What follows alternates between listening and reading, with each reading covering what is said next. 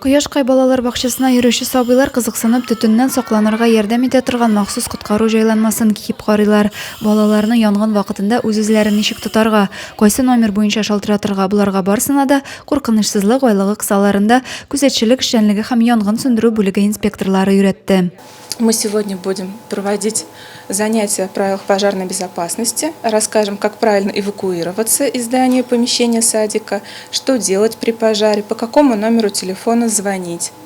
Также у нас сотрудник 88-й ПСЧ расскажет, как пользоваться индивидуальными средствами пожаротушения. Балалар өчен кызыклы шул ук вакытта файдалы да булган чара аларның үзләренә дә ошады. Микроволновку нельзя включенной оставлять, духовку.